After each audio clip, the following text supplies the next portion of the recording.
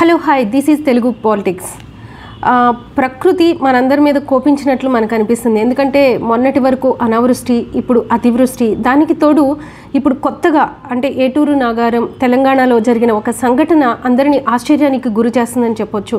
దాదాపు 500 ఎకరాల్లో అంటే అడవిలో అంటే ఒక టోర్నాడోలు లేకపోతే అలా ఒక గాలి బీభత్సం సృష్టించడంతో చెట్లు మొత్తం ఇరిగిపోయినాయి అని చెప్పేసి నేను ఒక వార్త చూశాను. చాలా ఆశ్చర్యం కలిగించింది. అంటే మనకే కాదు, అది సామాన్యులమైన మనకి చాలా ఆశ్చర్యంగా అనిపించవచ్చు. బట్ ఈవెన్ మన దేశంలో ఇలాంటివి అసలు జరగవు. అది కూడా తెలంగాణలో జరగటం అనేది అందరినీ కూడా ఇప్పుడు శాస్త్రవేత్తలను కూడా ఆశ్చర్యానికి గురి చేస్తుందని చెప్పుకోవచ్చు. ఈ వార్తలోకి మనం వెళ్తే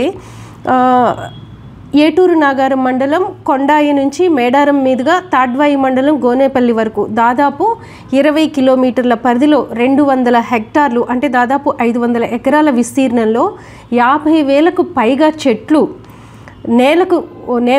నేలకొరిగిపోయాయి.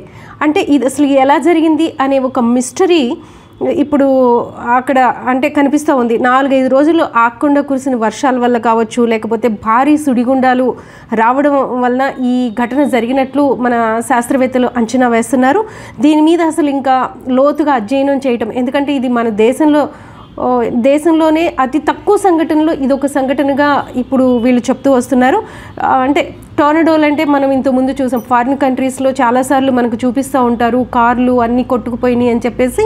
అలానే ఇది చాలా వరకు కూడా బహిరంగ ప్రదేశాల్లో ఎక్కువగా వస్తుంది, కానీ ఇలా అడవి ప్రాంతంలో వచ్చే ఛాన్సెస్ లేవని చెప్తున్నారు. మరి ఎందుకు వచ్చింది, ఎలా వచ్చింది, ప్రకృతి మన మీద ఎందుకు ఇంతగా కోపగిస్తుంది అనేది శాస్త్రవేత్తలు కూడా ఒక అంచనాకి ఇంకా రాలేదు. ఈ సంఘటన మీద వెళ్ళి చూశారు, ఇది ఎలా జరిగి ఉండొచ్చు అనేది ఒక అంచనాలు అయితే వేస్తున్నారు. కానీ ఇంకా ఎలా జరిగింది, దీని పరిణామాలు ఎలా ఉండబోతున్నాయి, భవిష్యత్తులో మళ్ళీ ఇలాంటివి వస్తాయా ఏంటి అనే విషయం మీద దీని మీద ఒక పెద్ద రీసెర్చ్ జరగాలని కూడా చెప్తూ వస్తున్నారు. అంటే ఇంతకుముందు ఎప్పుడో గతంలో నల్గొండ జిల్లాలో అంటే ఇలాంటిది స్వల్ప స్థాయిలో చోటు చేసుకుందని కూడా చెప్తున్నారు. అంటే ఇలాంటివి జరగడం మీద లోతైన అధ్యయనం కూడా ఒకటి చేయాలని చెప్పి కూడా ఇందులో మెన్షన్ చేశారు. అంటే అతి వేగమైన గాలి, సుడిగాలి, అలానే తడిసిన నేల ఉండడం ఒకటి. ఇక్కడ ఏంటంటే అడవిలో ఎరువులు అంటే ఆకులు రాలడం, అవన్నీ ఆ రాలిన ఆకులు ఎరువుగా మారడం వలన అంటే చాలా మొక్కలు కూడా వీక్గా ఉంటాయి. అలానే అంటే వేర్లు అనేవి విస్తారంగా ఇట్లా వస్తాయి, కానీ లోపలికి భూమి వరకు అంటే లోపల వరకు వెళ్ళి అంత స్ట్రాంగ్గా ఉండవు. కాబట్టి ఇలాంటి సంఘటన ఇవన్నీ కూడా పైకి అంటే చెట్లు పడిపోయాయని, దానికంటే అంటే ఈ బలహీనంగా ఉండడం వల్ల చెట్లు ఎక్కువగా పడిపోయి ఉంటాయని కూడా నిపుణులు ఇక్కడ చెప్తూ వస్తున్నారు.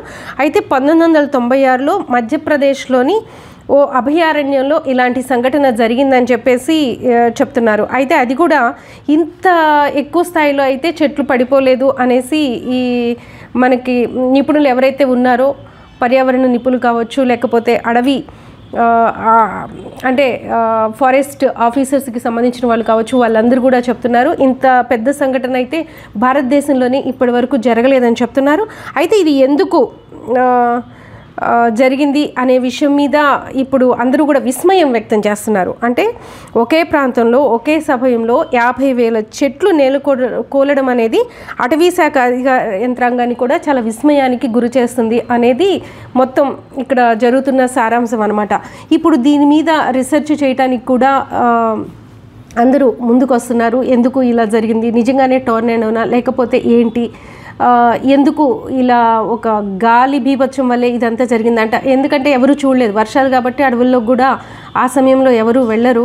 సో ఇప్పుడు డ్రోన్స్ సహాయంతో అక్కడ ఏం జరిగి ఉంటుంది అనేది ఫస్ట్ ప్రాథమికంగా అంటే ఒక అంచనాకి రావడానికి అక్కడ పరిశీలించారు. డ్రోన్స్ సహాయంతో అక్కడ అక్కడ అంటే ఏం జరిగింది, అసలు ఆ చెట్లన్నీ ఎందుకు పడిపోయి ఉంటాయి అనేది ఆ ఫొటోస్ ద్వారా, వీడియోస్ ద్వారా ప్రస్తుతం అయితే దాన్ని రీసెర్చ్ చేస్తున్నారు.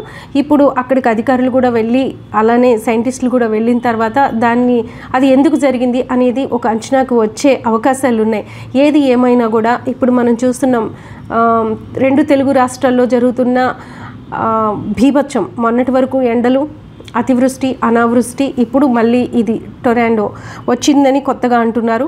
సో వీటన్నిటి మీద కూడా అధ్యయనం చేయాలి అనే ఒక దీంతో ఇప్పుడు శాస్త్రవేత్తలు కూడా ఉన్నట్లు మనకు తెలుస్తుంది. ఏమైనా కూడా ప్రకృతి మనందరి మీద ఈ సమయంలో కోపించిందనే చెప్పుకోవాలి. ఎందుకంటే అన్నీ ఒక్కసారిగా చుట్టుముట్టినాయి. ప్రకృతిలో ఉన్నాయన్నీ కూడా చాలామంది కష్టపడుతున్నారు ఈ వరదల వల్ల కావచ్చు, దేనివల్లైనా. ఈ వరదల వల్ల ఎంతమంది ఇటు ఖమ్మం జిల్లాలో కావచ్చు, కృష్ణా జిల్లాలో కావచ్చు, తెలుగు రాష్ట్రాల్లో ఎంతోమంది ప్రజలు నిజానికి మళ్ళీ మొదటి నుంచి మొదలుపెట్టి జీవితాన్ని ప్రారంభించే స్థాయికి ఇప్పుడు వచ్చేసారనేది చెప్పుకోవచ్చు. సరే, దీని మీద మీరేమంటారు? ఈ ప్రకృతి బీభత్సాలకి కారణం ఎవరంటారు, ఏమంటారు? మీరు కూడా చెప్పండి కామెంట్స్ రూపంలో.